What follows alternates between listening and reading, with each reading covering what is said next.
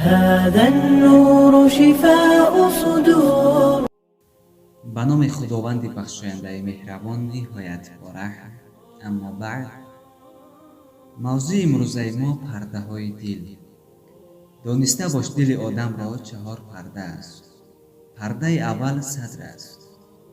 مستقره عهد اسلام. خداوند می‌فرماید بسم الله الرحمن الرحیم: افمن شرح الله صدره للاسلام.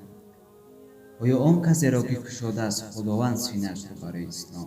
سوره زمر آیه 22. پرده دوم قلب است، محل نور ایمان. خداوند می‌فرماید بسم الله الرحمن الرحیم: کتب فی القلوبهم الایمان. نوشته است در دلهای ایشان ایمان را. سوره مجادله آیه 22.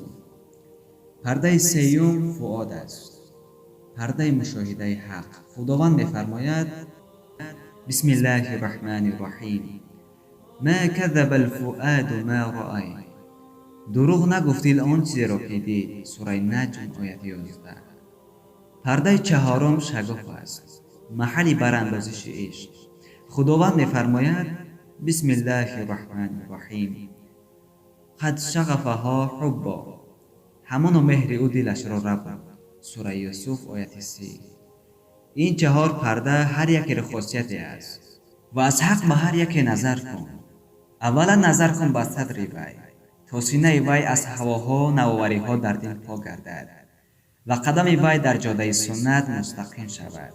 پس نظر کن به قلب وی تا از آلایش دنیا و اخلاق ناروا چون حسد، کبر، ریا، حرص، عداوت، خودپسندی پاک گردد و در راه پرهیزکاری روانه شود. السلام علیکم و رحمت الله و برکاته.